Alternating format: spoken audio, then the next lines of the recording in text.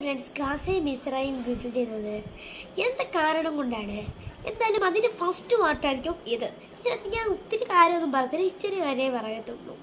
പക്ഷേ ഇതിൻ്റെ പാർട്ട് 2 ഇറങ്ങാൻ ഇച്ചിരി ലേറ്റാവും. അന്നാണ് ഞാൻ പാർട്ട് 2 ഇറക്കും.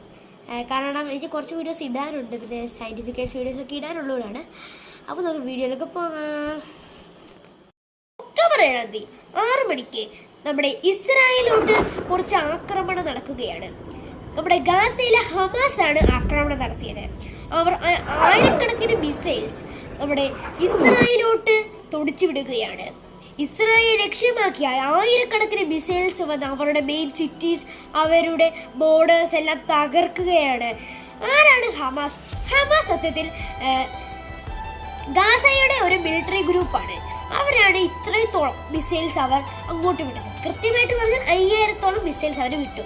അതെല്ലാം അവരുടെ മെയിൻ സിറ്റീസ്, അതുപോലത്തെ ബോർഡേഴ്സിലെല്ലാം വന്ന് ബോർഡേഴ്സ് എല്ലാം പൊളിയുകയാണ്. കൂടാതെ ഹമാസിന്റെ സോൾജേഴ്സ് എല്ലാം വന്നിട്ട് അവരുടെ ഇസ്രായേലിന്റെ സോൾജേഴ്സിനെ എല്ലാം അവർ പിടിച്ചെടുക്കുകയാണ്. ഇതിന്റെ നേതൃത്വത്തിൽ ഇസ്രായേലിന്റെ സാധാരണ ജനങ്ങളെ പിടിച്ചെടുക്കുകയാണ്. കൂടാതെ അവരുടെ ആയുധങ്ങളും പിടിച്ചെടുക്കുകയാണ്. അതേപോലെ അന്നത്തെ ശനിയാഴ്ച അവിടെ യുദ്ധം നടന്നുകൊണ്ടിരിക്കുകയാണ്. അപ്പോൾ ഇതൊന്നും അറിയാതെ ഹമാസിന്റെ നേതാവ് ആയ മുഹമ്മദ് ദേഫിദ് ഒരു വോയിസ് ക്ലിപ്പ് അയച്ചിരുന്നു. അതിനകത്ത് പറഞ്ഞത് ഓപ്പറേഷൻ അൽ-സ്ട്രോം. അപ്പോൾ ചില മിസ്റ്റേക്സ് കാണും. കാരണം എന്ന് പറഞ്ഞാൽ ഇത് ഇച്ചിരി ചെറുതായിട്ടായിരിക്കും ഇടുന്നത്. കാരണം ഇത് നല്ല വലിയ യുദ്ധമാണ്.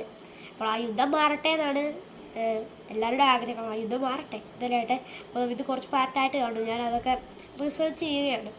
അപ്പോൾ ഇത്ര ഉള്ളത്തെ വീഡിയോ ഇഷ്ടപ്പെട്ടെങ്കിൽ ലൈക്ക് ചെയ്യുക, സബ്സ്ക്രൈബ് ചെയ്യുക, ബൈ.